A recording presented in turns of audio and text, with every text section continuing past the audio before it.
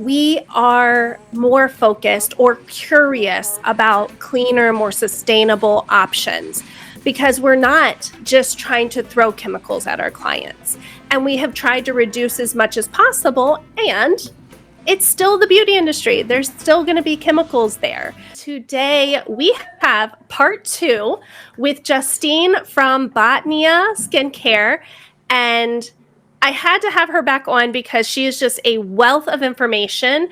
And our first podcast, I feel like we got to talk so much about the impact and just really what clean beauty means to us and why it's so important that we didn't have like the 2 hours to go through all of the actual scientific stuff. So welcome back to the podcast. Oh my gosh. Thank you for having me back. I am so touched to be back and to be talking about things that you all care about so much, and you should. So I'm like so grateful to be here and to be sharing whatever is helpful from my perspective. So thank you. Well, I appreciate it. And for anyone who hasn't listened, please go back to part 1. You don't have to listen to part 1 first, but please go back to part 1 and hear the why behind what Justine does, what I do, why it's so important for us to be in this space, especially right now with the state of where, the beauty industry is. So for those of you who haven't heard who Justine is, Justine, please introduce yourself and tell us all your goodness. Oh, well, thank you for that beautiful intro. So I'm the founder of a skincare company called Botnia Skincare, and we really work in synergy with the body, utilizing plants, but also cosmetic chemistry. And we have about 400 spa partners across the United States that utilize our skincare in their treatment rooms, on skin every day. And we're really unique in the skincare space because, we're going back to nature, but we're going back to nature really thoughtfully and intentionally, and utilizing science as a driver of how we approach the skin in synergy with the human body, not throwing out what we know about cosmetic science. And so, one of the things that's really unique about myself is that I'm an esthetician. I've been an esthetician, gosh, I'm going to date myself, since 2001. So for quite a while. I've owned many spas, and I, obviously started a skincare company. And I started a skincare company many years ago when I went back to school to learn cosmetic chemistry and herbalism, and found that, I really could treat the skin more specifically if I had an apothecary. And so what Botnia is it's an apothecary approach to treating the skin instead of what I call squeeze and apply approach. And so we offer estheticians and stylist tools instead of like a pre-made mix. And so I'm so excited to be here. Thank you so much. My esthetician started looking into your brand, and she got me in contact with your brand, and I absolutely fell in love because this is what I think is so unique about being a clean, sustainable, and holistic spa is you get to have choices. Yeah. We obviously, we're an OA salon. We are one of their place salons, and we absolutely adore their company and everything. And I think there is so much room for people to really start to look at what is in the products, how do we utilize them, and then using things in conjunction, right? Having something like yours where it is apothecary and you're learning a different approach to it. That's really what I want to break into today, is that whole scientific backing married with the apothecary and all of these herbs, because we hear that herbs are great, and then we have the other side, right? Like there is a lot of good that science comes from. And then as a sustainable salon, what are we doing to make sure that the herbs we're pulling are also very sustainable and that we're not depleting our earth? Like so many good things to jump into. From a botanical science perspective, what are some of the most effective herbs for supporting healthcare. I mean, not scalp healthcare, scalp care. Healthcare, that's a whole nother podcast. Oh yeah. Oh yeah. We have so much to say there. But yes, I totally follow you. And what I will say is that, our scalp is so interesting because it's actually quite different than the skin on our face. And I think we don't spend enough time talking about the difference between our scalp and our face. And the first thing I'll say is that for every square inch of your scalp, you have about 800 sebaceous glands, versus on your face, it's much less. So you have a lot more oil that happens on the scalp than you do on the face. The other thing that I want to say about the scalp is that your scalp is exposed to a lot more environmental damage than the rest of our face, because not all of us are wearing hats all the time, right? And if you're going outside, if you're, walking around in the world, your scalp is actually, subjected to a lot of damage. And so our scalp actually ages more rapidly than our face does for most of us, which most people aren't really aware of.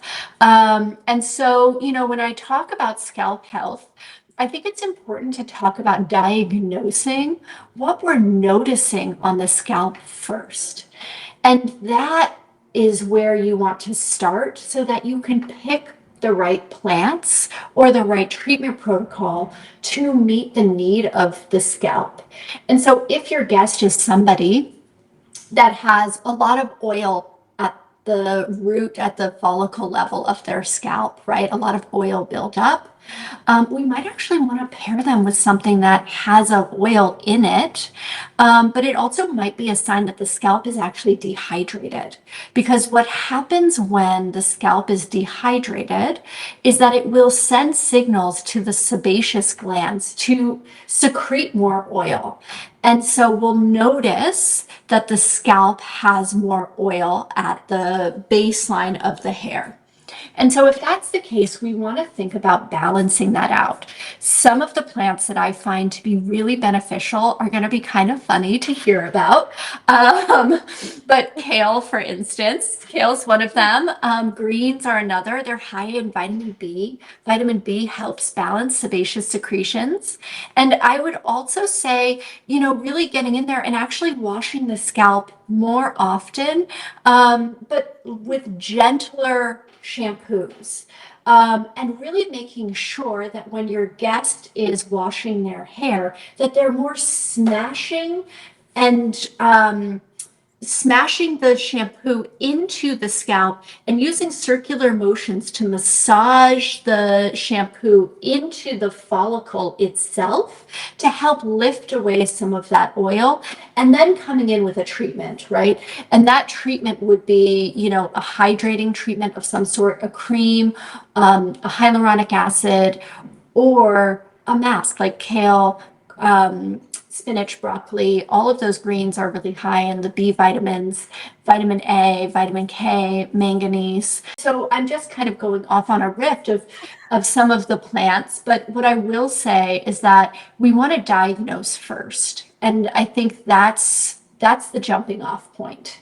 How do we begin to even know how to diagnose? Because we're not taught this in school. So unless you've gone and you have received some type of certification, or you're a trichologist, I mean, most of these stylists don't have those credentials behind their name. Some do, and that's fantastic. But for those who don't, how do we begin to start to look at this, and where do we start so that we can diagnose properly and not just jump on this, because it's a big trend right now. Everybody's doing the head spas. Like a lot of the head spas could potentially harm the scalp too, because the scalp is a really delicate ecosystem, just like our entire bodies are. And so if we're overly stripping the scalp, if we're taking away vital oils, that's a biome unto itself. And so what I will say is that if you're new to diagnosing the scalp, the first thing to do is just to start by asking questions from your guest. And these questions would look like, how does your hair feel today? How does your scalp feel? Do you feel itchy? Do you feel, and that might tell you, oh, maybe there's some dead skin cell buildup. That's usually what happens when people feel itchy, is that it's actually the sensation of those keratinocytes just kind of sitting there at the surface, the dead keratin, mixed with their oils, and it kind of creates an itchy sensation. You can also ask them, do you notice any dryness or redness? Is there any flaking on your scalp? These are simple questions. And your guest will tell you what they think. And then for you to go and actually start exploring. And I would take one of those pick combs and just start spreading the hair around, looking with your eyes, seeing what you notice as they're telling you about their scalp health. The second thing is to ask about lifestyle, right? How many times a week are you showering and washing your hair? Not all people wash their hair every day. I know I wash my hair 2 to 3 times a week. And so, everybody has a different ritual around that, and kind of taking that in and understanding that you are the professional, right? And you're asking these questions so that you can help guide your guest on what you think is most healthy for their scalp health. And so, if you notice, for instance, that there's a lot of flakiness and maybe they have some seborrheic dermatitis, right? Some dandruff in their hair. That might be a sign of some bigger systemic issue like autoimmune conditions, right? A lot of people with autoimmune conditions have seborrheic dermatitis. It's inflammation in the scalp.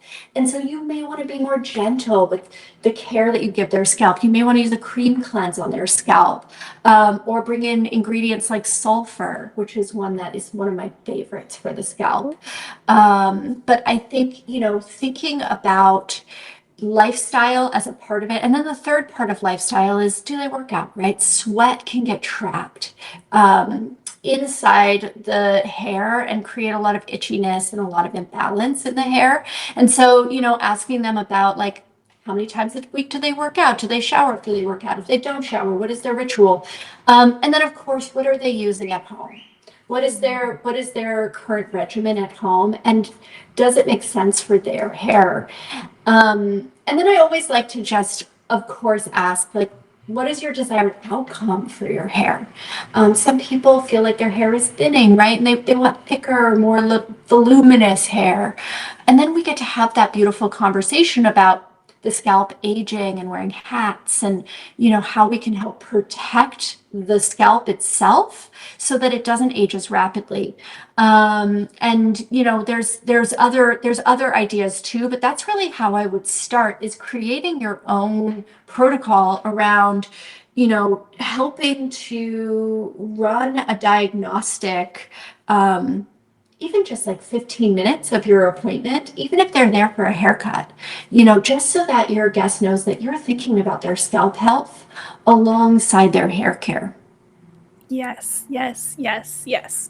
So I love everything you just said, because this is exactly what we do at the salon. So whether you're coming in, you're a brand new client, or even with our loyal clients, during the different seasons, we check in again.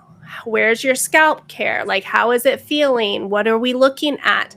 We look with our eyes, but we also have a treacle analyzer where we look directly at the follicle itself and see what's going on. Because a lot of people, they don't realize that all of that's triggered, or not triggered, but that all of that's connected. And that the different things at their scalp can be triggered by hormone imbalance, different types of autoimmune, sickness, and all of that. So we have a very long, in-depth conversation with every single one of our clients to find out what is actually happening in their world. And even, like I said, with our loyal clients, it's seasonal because they don't realize when they, winter scalp is going to be different than summer scalp. And they think, oh, I just need a new shampoo. Like, I got used to the shampoo that I'm using. It's like, no, you have an entire different scalp during the winter and during the summer. And we need different things. And that's why your hair got used to it, is because you're not using the same, like, you don't need the same things that you do during different times of the year.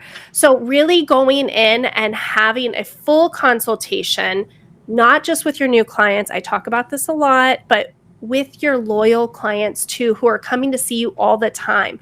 Their scalp and their hair and their bodies and all of that is changing, and making sure that they understand, I'm not a doctor.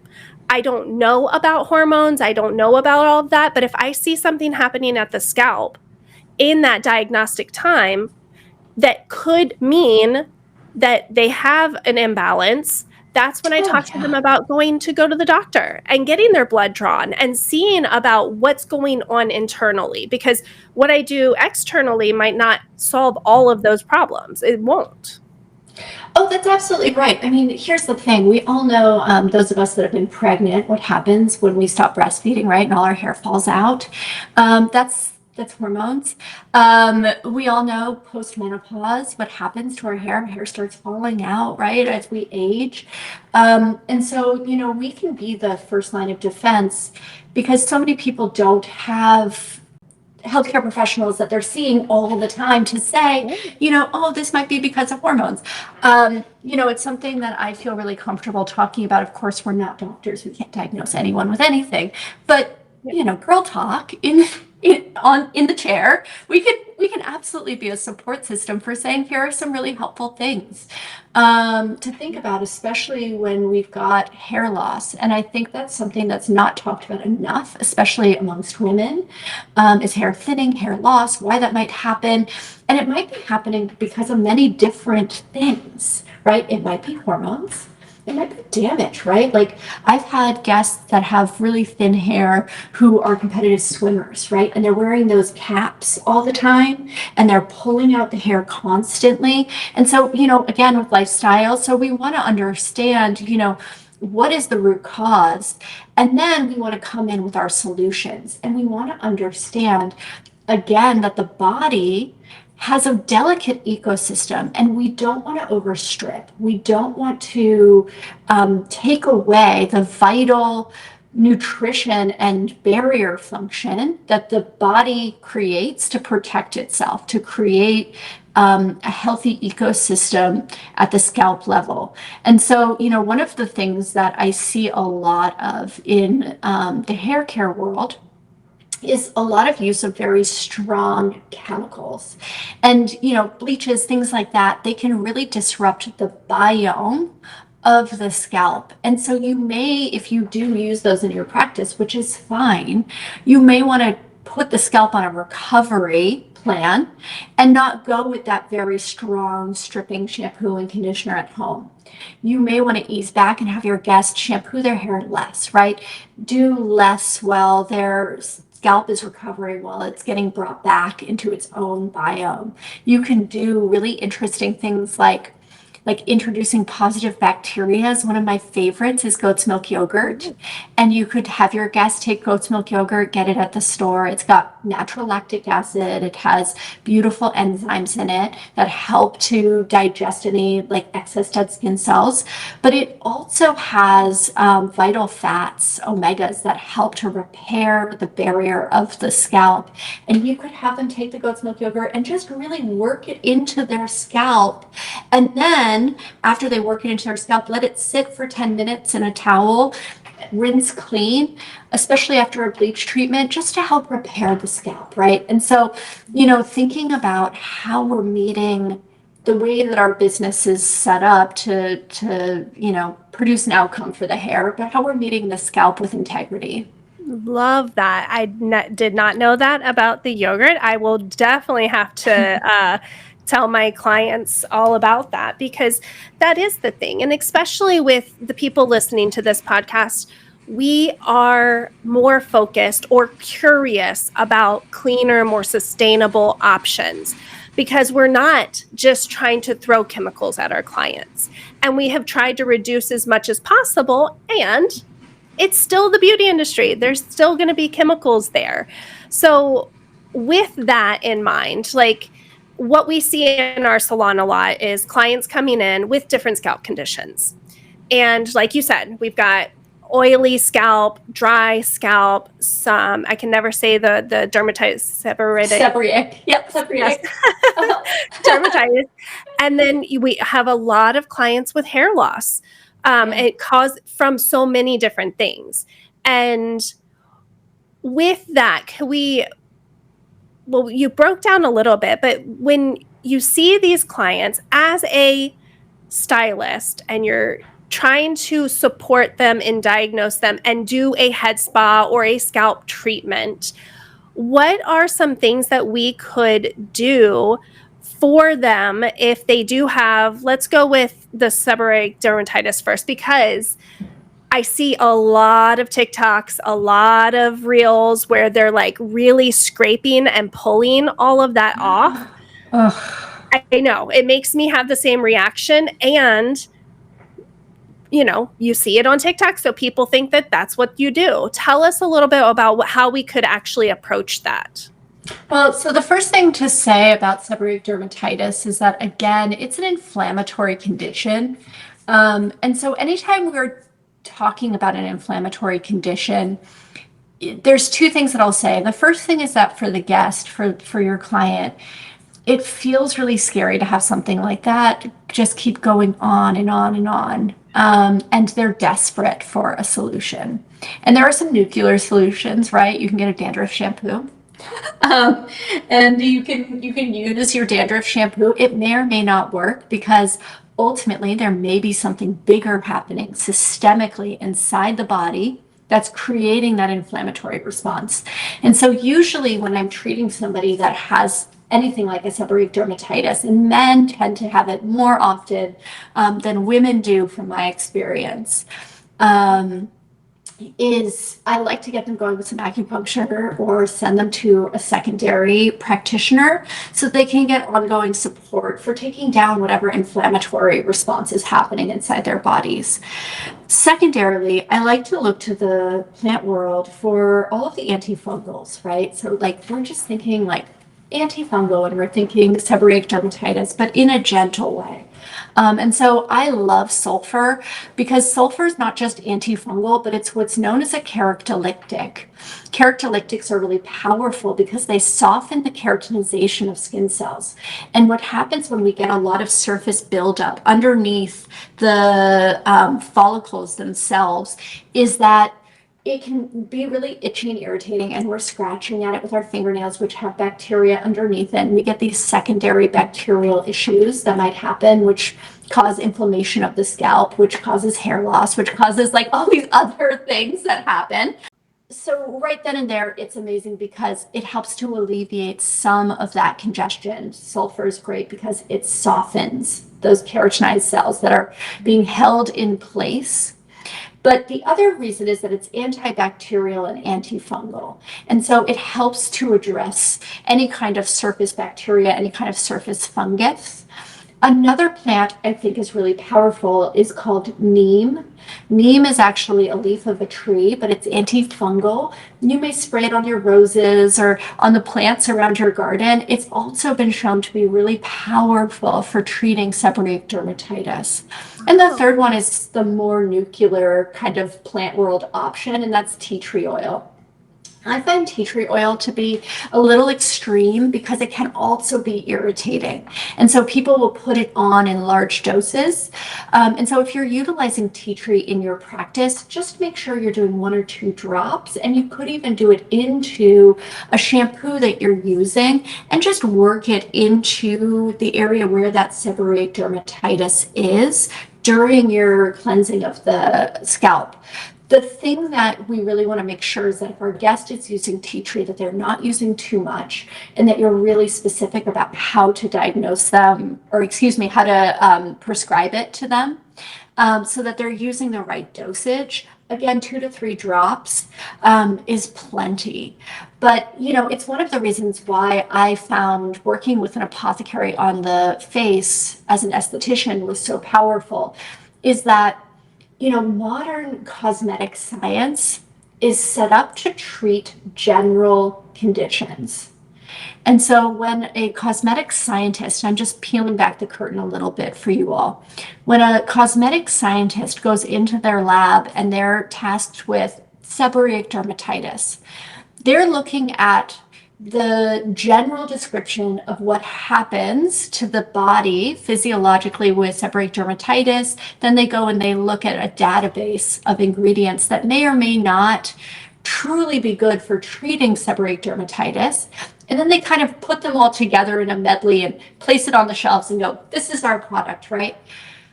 But unfortunately, human bodies are not general. I've actually never met a general person. I've never met a general seborrheic dermatitis, never once. Because like we were just talking about, it could be because of an autoimmune condition. It could be because that person, scratched at their scalp too much and they have this secondary bacterial issue that then there was a fungus and then they have this seborrheic dermatitis because it's just a straight fungal issue, right? And that's always the easiest one to treat, y'all. That's always like, I always pray for that one because I'm like, oh yeah, we just have to topically apply stuff. It's going to be fine. But like there's so many reasons why, and that's why I like to give background on understanding the specific ingredients and letting my practitioners pick them based on what they're finding. Because me as a cosmetic scientist, I can't guess at who's sitting in your chair. It is impossible. Yep. Only you can guess at that. And so, I think cosmetologists are more uniquely set up than estheticians to think this way because you're always color blending and thinking about like, ooh, if I add just a little bit more of like N5 to N6, and I'm just guessing it. I'm not a cosmetologist. But you're on the right track. Thank you. Yeah, don't try that formula. I don't know if it works out. But I know that you're always thinking that way. Mm-hmm. And so it's a natural leap for you to get nerdy about what are these ingredients and what do they actually do to the skin. The second layer that I'll add there, and I know I'm giving a very long-winded answer, but the second layer that I'll add there is that it matters the pH of the product, what it actually is doing, right? Are we using a conditioner versus a hair oil versus a cream cleanse versus a soapy cleanse? What is that doing to the actual biome of the skin? And these are questions that I think are newly getting asked, but are really important. And so we want to think about our hair care like our skin care, right? If you have very dry skin, we don't want to be using a strong soap on your face because it's going to dry your skin out more. We want to be using a cream cleanser or oil cleanser, right? It's the same thing for the scalp, but it's actually amplified on the scalp because, again, that scalp has more sebaceous secretions. It's exposed to more environmental damage than our face. It ages faster. And, we really need to play catch up in thinking about how we're prescribing and what we're prescribing when for the outcome that's going to be best for our guest.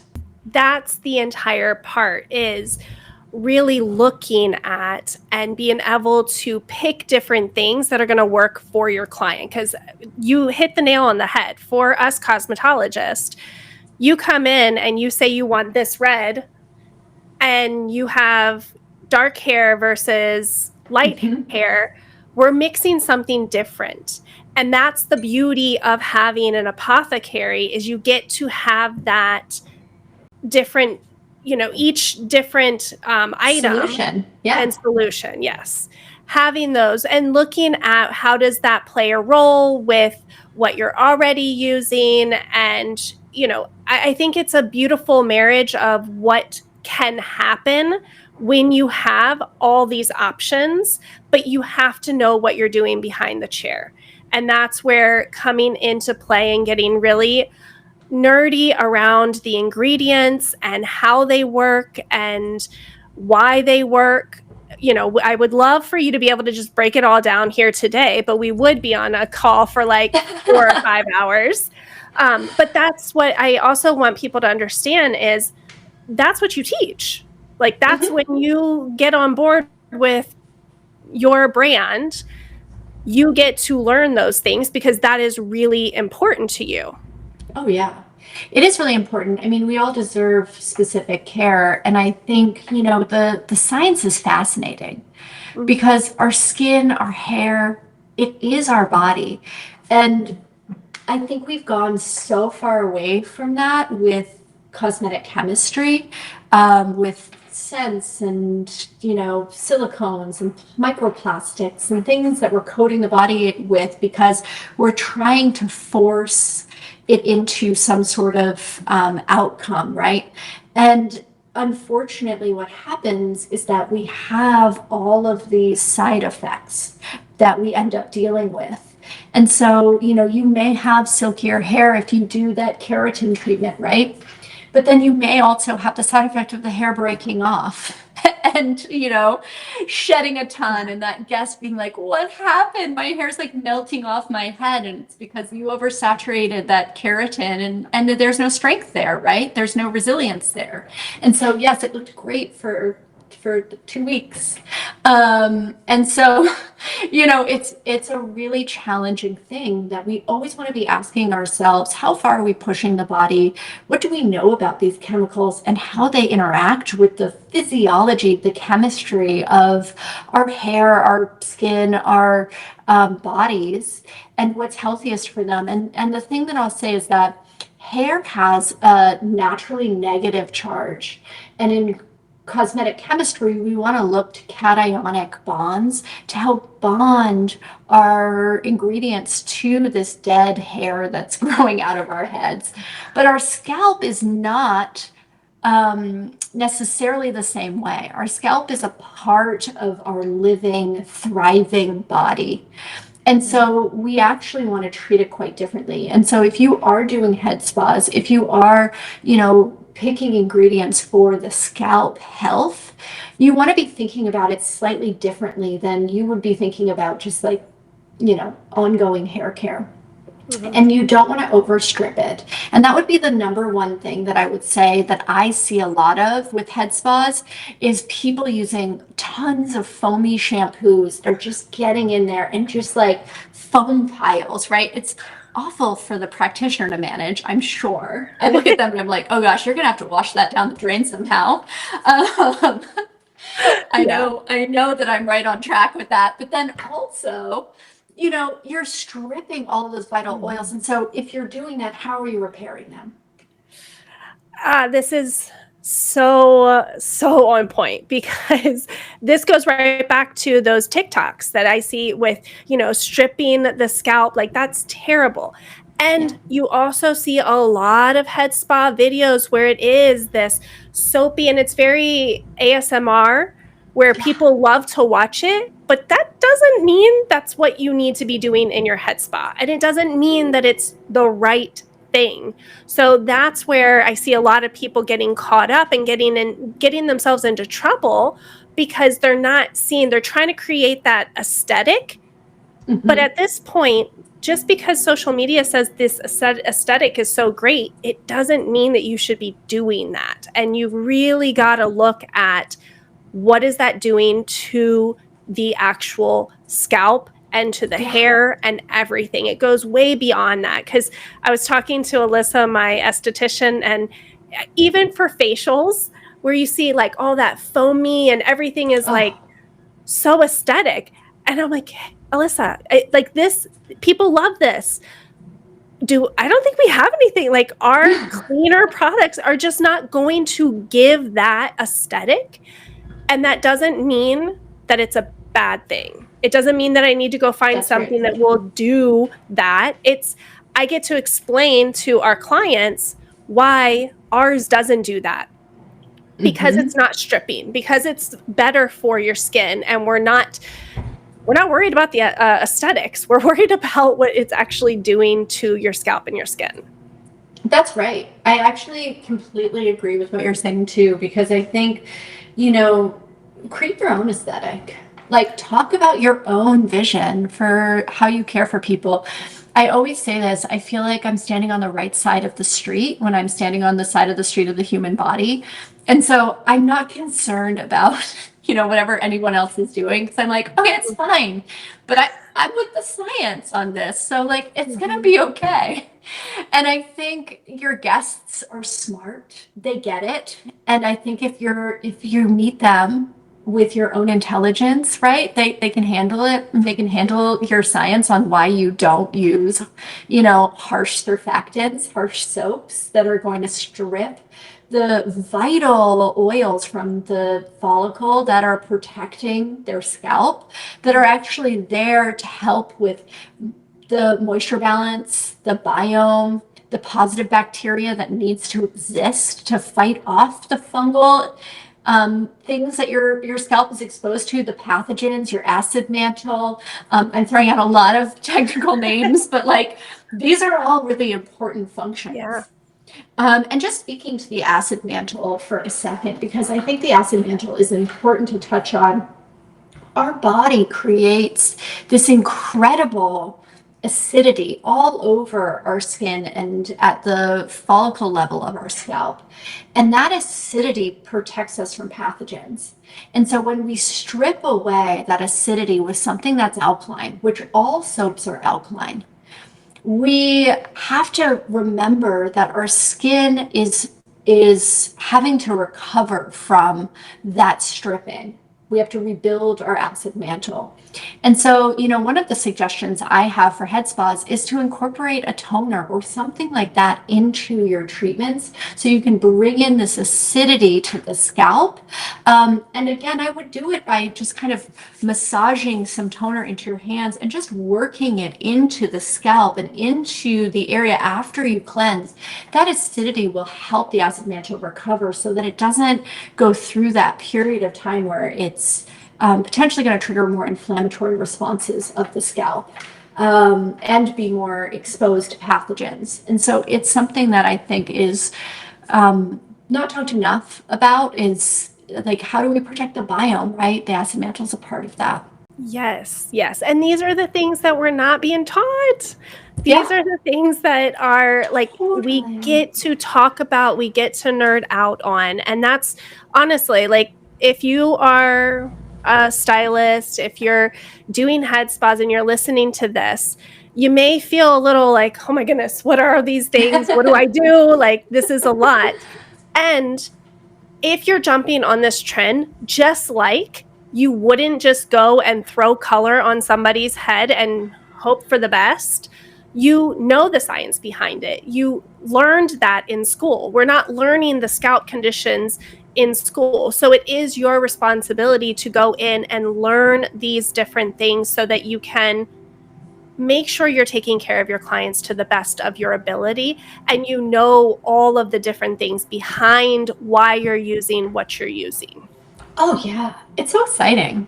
I mean, honestly, it's so exciting because it means that you're going to heal people's scalps and help them feel more confident in the world. And, you're going to thicken up that hair, and you're going to, help them remember to wear a hat when they go on their summer vacations, because not just because it protects their face, but because it protects their scalp. And how to think about scalp health. I think it's really radical, and I think it's really cool. And, I think the nerdier you get, the better questions you ask of the brands that you use, the more informed you'll be. And, I think, unfortunately for all of us, marketing is just so against us because, it's in favor of whatever company is marketing. And it's just the way of the world. It's not their fault either. They just want to have a brand too.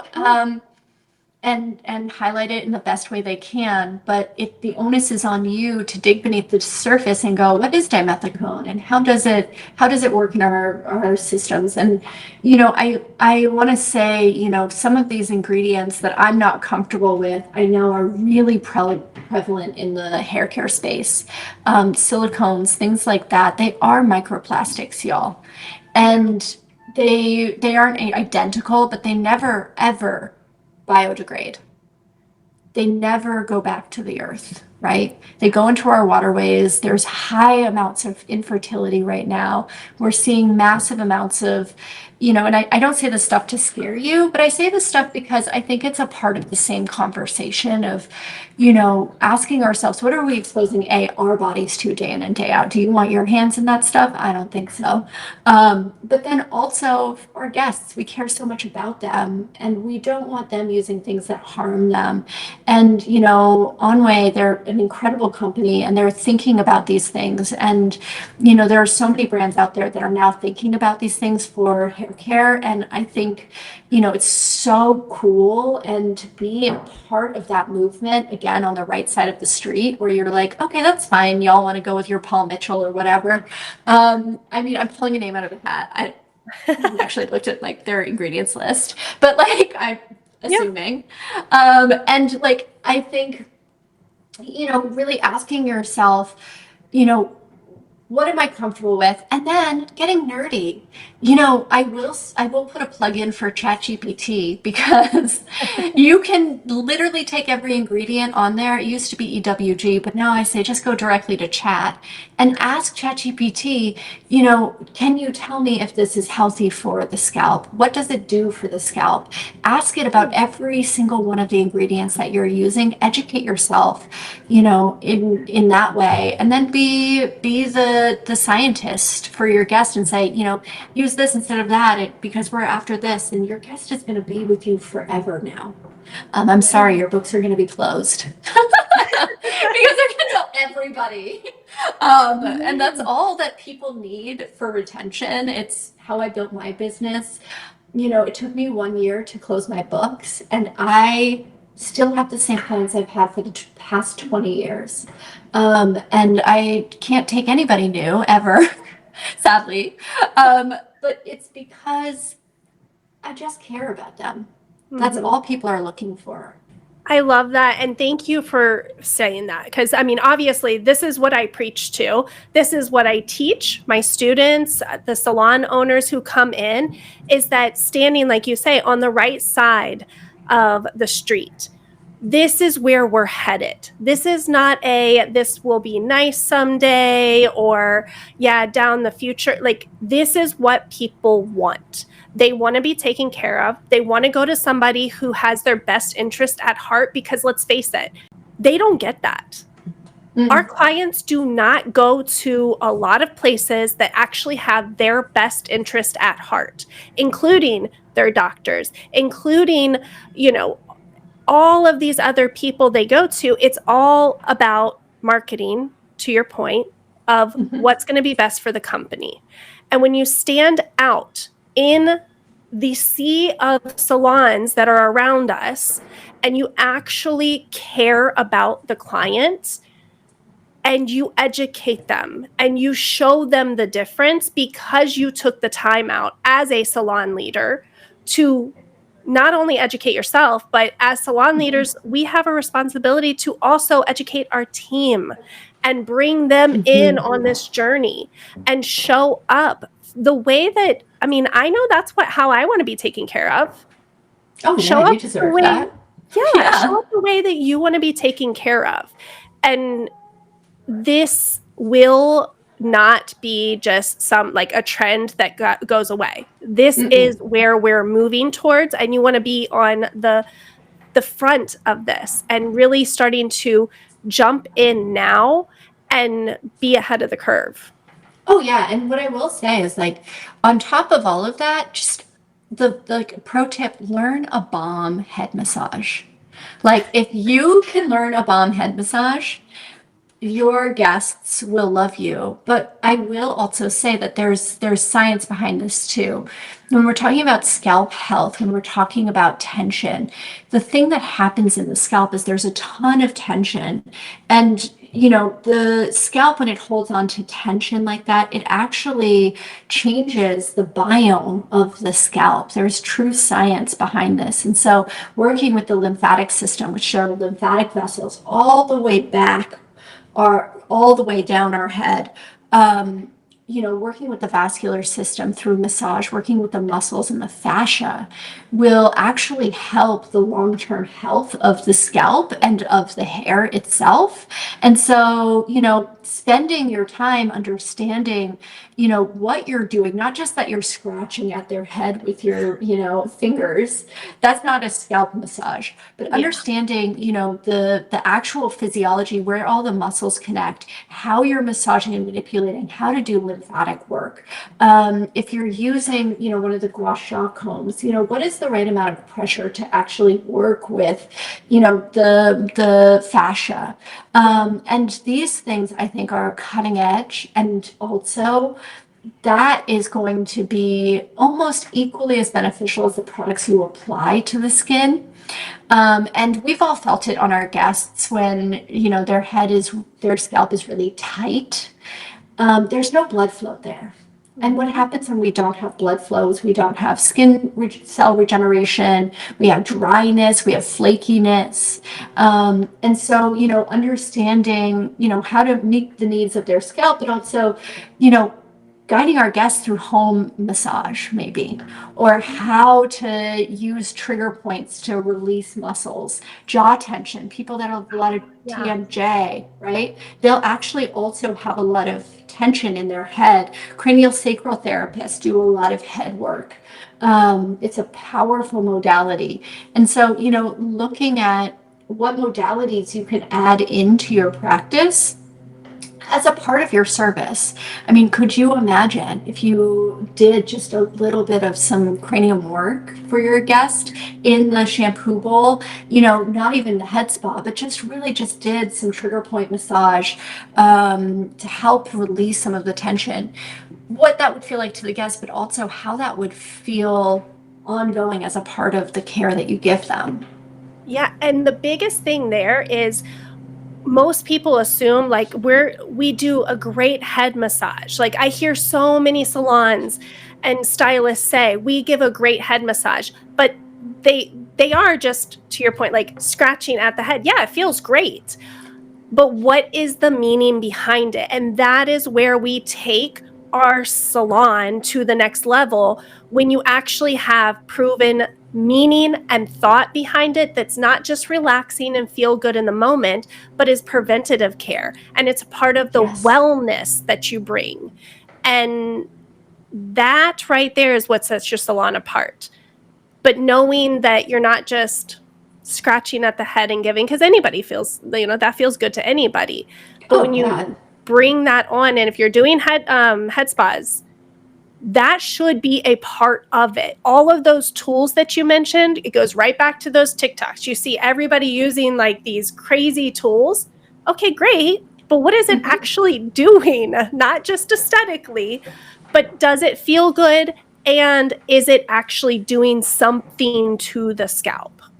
Well, that's right. And like when we're talking about, the scalp and massage and lymphatic waste and, the muscle tension and all of that, these are body systems that are contributing to why somebody might have, a skin condition that they're struggling with. And I think, understanding how to work with the internal body, that's why I call myself a holistic esthetician, is that I also know where the boundaries of what I can do topically lie, because there's, if you're coming in for a treatment with you and you, do one mask, we all kind of know it's like lovely for that day, but like you can't heal that damaged keratin with one mask, right? Or, we can't change the oiliness of somebody's skin if they don't have a home care regimen that supports the outcome that we're after, of balancing the sebaceous secretions. And so, for those people, we also want to understand what are our home care options, right? And like suggesting gentle brushing, ways that we can bring tools into our practice to help with the outcome, right? And so if they have a lot of tension, there are beautiful tools on TikTok, to your point. But it's compliance too. And it's getting our guests to be compliant with what we're doing. And that starts with education in the chair for them to have buy-in. Yes. Adults need buy-in. And they just do. Yes, we do. And so, it's really educating them like, okay, yes, I want you to use this beautiful bristled brush and I want you to gently run it over your hair at the scalp. because we're actually trying to get more lymphatic flow. I see a lot of stagnation in your scalp. I'd like you to do it for 21 days. Let's set a challenge for you. And then set yourself a phone reminder to check in with them and say, how's it going? And follow up with them, because it's in the day in, day out repetitive stuff. That's where the result lies. Your chair is where you educate them. That's where that's like your 10%. And that's really as far as you can go. And so I think, in a way, marketing is set up against the practitioner, because every guest wants a Hollywood result, right? They want to come in one way and they want to come out and they're like changed for life. But it's the buy-in of the home care and how we're supporting that result, and then coming back to you in a timely manner so that you can continue your treatment. All of that. Right. Because what we see in our salon is when we educate and they come in, because we do a lot of hair loss treatments as well. So those you have to do more often. We have to bring them together. Like, you can't come once a month and expect any change. So we're doing like weekly treatments, but then there is a home care regimen. And when we check in with them and, like you said, have a challenge and a full list of this is what you have to do to take care of in order to get the results that you want, for how long, it's not just a suggestion. Like, you really have to make sure that they understand that this is how we actually get the results. And that if they're not game, like I have told clients in my chair that come in for hair loss or for other treatments where it's going to take work for them at home as well, I've told them, like, hey, if it's not a good time, no judgment. That's okay. If you don't have the time, you don't have the money, you're not willing to invest the time and energy that goes into it, right now is not a good time. And that's on the stylist's responsibility to be able to say that in a way, obviously loving, because it is, because I don't want them to come in and just spend money with me and not get a result. It takes commitment on both. But if you're not really clear on what that looks like for your client, you can't expect them to actually show up, and then you don't get the results, right? And that all ties back to, are people coming to you or not, right? Yeah, that's right. And how are you seeing them? How are you caring for them? What do you know would be beneficial for them? And I think it's just so valuable what you're teaching, and also, it's so valuable, the community healing that you're able to provide if you just have a few tools in your toolbox, right? Of like, how do we have a consultation about scalp? Even having a menu item, just a scalp consultation can be really beneficial before you start with any of your other services. And then again, like I said, asking the right questions and being able to, get to the right outcome for your guest, so that you can make sure that you're on the right track with them. 21 days, by the way, is like scientifically studied. 21 days is how long it takes to form a habit. And so I always say 21 days. It's just like, it seems like an arbitrary number. But I always say that to my guests, and they're like, I can do anything for 21 days. And it's literally the thing that I say, if you make it to 21 days, this is how we form a new habit in your life. And it becomes a part of your routine. And it's, again, the routine and the ritual of it, that's where the result lies. And if they're coming in for a service with you, they've already invested in the result. And so just remember that. I think a lot of us think about our guests' pocketbooks. I know I do when my guests are in my care, and I'm like, oh gosh, I'm just gonna send them home with like one or two things instead of the full thing. Don't think about that, because we want to let our guests really invest in their health when they're investing in their services with you.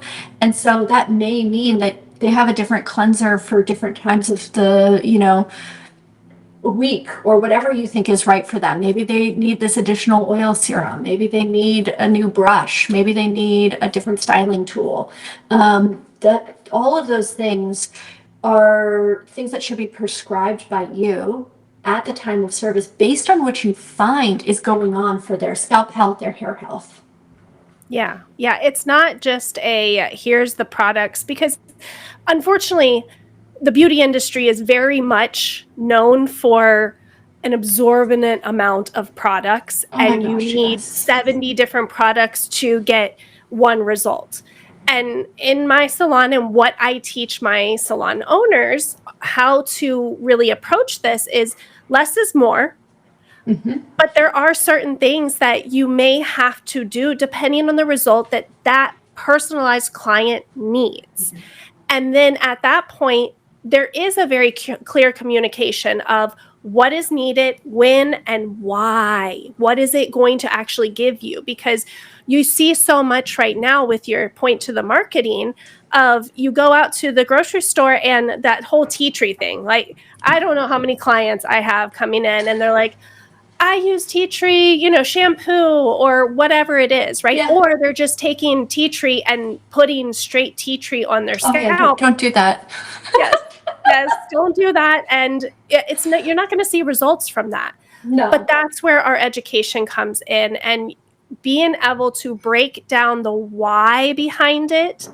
Your clients will love you for it because they are going to see results if they stick to it, but they're also going to know that you're not just trying to sell them on everything, because the beauty industry just does. Like, that's, I mean, how many skincare routines have you seen on social where it's literally like 20-step makeup routine? And it's like, absolutely not. You would not catch me. And I do hair and makeup and, all of that. And there's no way I'm doing a 20-step.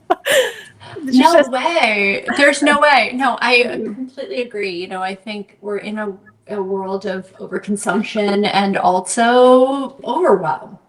Like, I think people are overwhelmed. Less is more. The body requires less. And so I will say that too. The hair requires less, the body requires less. We don't have to overload with product. We know what happens when that happens too. When people are using a balm and a spray and a this and a that. Like, I'm sure it's the same as with skincare. It works against the body. And, I think what we really need is the right tools to meet the need of the guest's hair or scalp. And, that comes from your education, that comes from, your diagnosing. And so it's interesting because when I think back to the first thing that we talked about, which is like, what are the plants that are good for the hair? I wish I could tell you just like all of them, but I will say, that nature holds a unique chemical structure that is balanced and specific. And there are so many incredible plants out there that are beneficial for our bodies, both externally and internally. And if you're curious, you can always reach out to us. We just started working with hair salons. We are more skin focused. And so if you have a skin focus in your salon, that's when Botnia might be something to look into. But you can always go take classes on herbalism, because herbalism has a lot to offer as far as remedies specifically for the scalp and hair. There have been many books written about skin and scalp health and herbalism. And, we've been caring for the scalp literally since humans started existing. There have been milk baths and different ways that we've cared for our scalp through history, the Egyptians and how they would shave their heads because their hair was like so infested with all sorts of bacteria. And then they started doing these milk baths, and like, this is what I was talking about with the goat's milk yogurt. All of a sudden they could start fighting pathogens. And so, look to nature. Look to the foods that you eat that nourish your body and think about how those could translate into something you might suggest. I think you'll be surprised. I love that. And I really could just continue to talk to you for hours and hours and hours. I adore what your company is doing. And I really do highly recommend reaching out to Botnia and finding out about whether you have skin care in your salon or your spa or not. Reach out, learn as much as you can about herbalism, and follow Justine, and all of the things that she's thank you. doing. And, take a look at it. This is just worth breaking into, because obviously in 1 hour podcast, you've learned a lot, but you can't know everything in 1 hour. So take the time to really dive into this and do head spas and do scalp treatments to the best of your ability. Don't just jump on a trend. Clean and sustainable beauty is not a trend. It is here to stay, and it will change the way your clients see your salon. It will change the way you market your salon. It will change the trajectory of your salon. I know it did for mine 14 years ago, long time ago. Yeah. And it's amazing in that way. I did want to ask you one more question, really based on like salon owners that are coming in.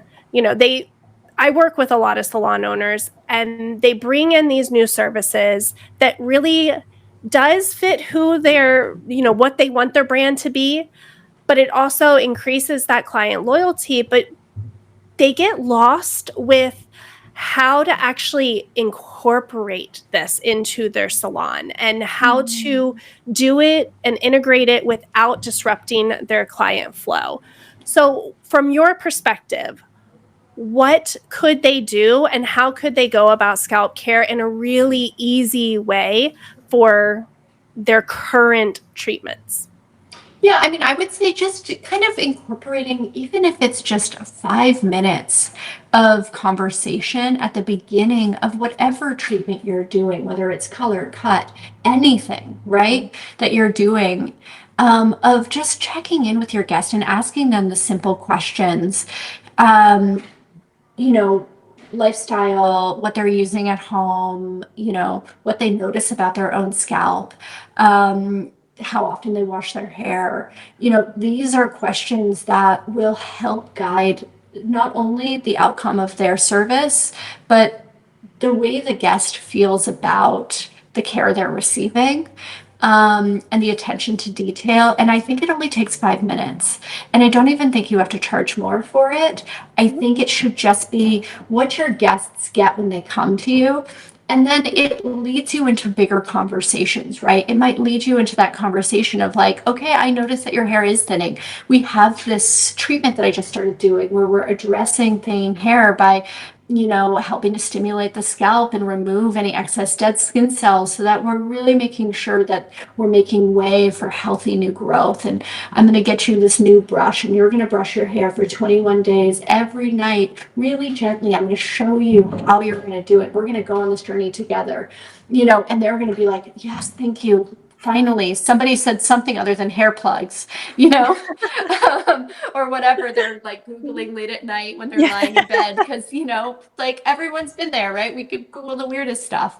And so it's really something that I would say start by just doing 5 minutes and then see the interest that builds. And then you can start bringing in bigger and bigger offerings based on where the interest lies.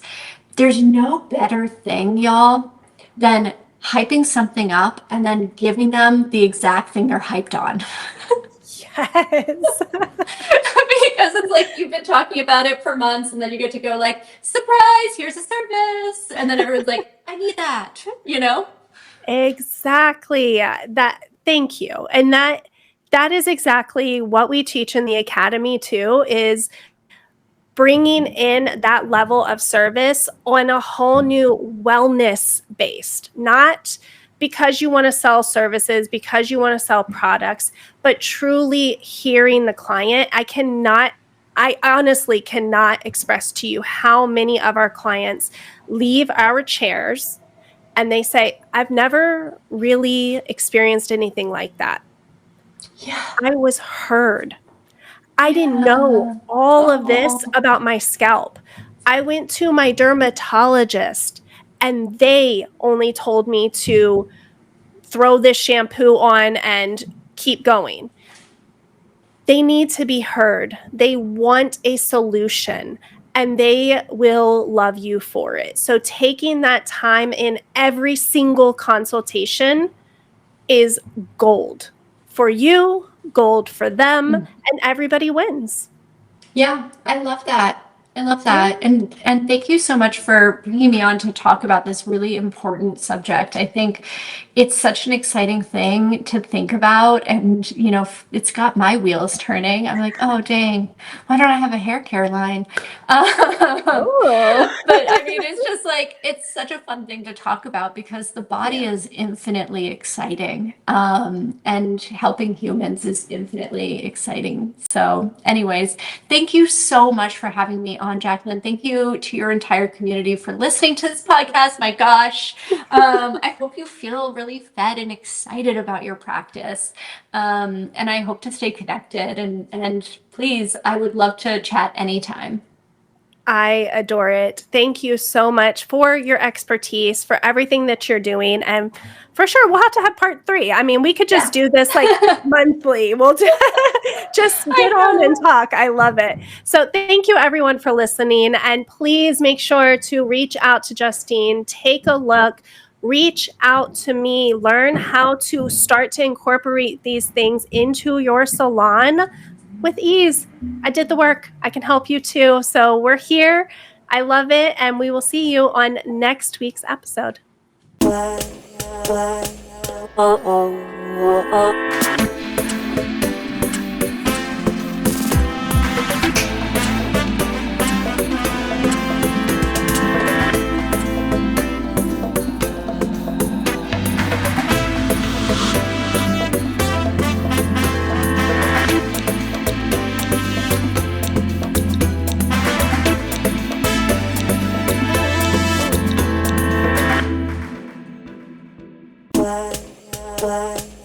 Oh.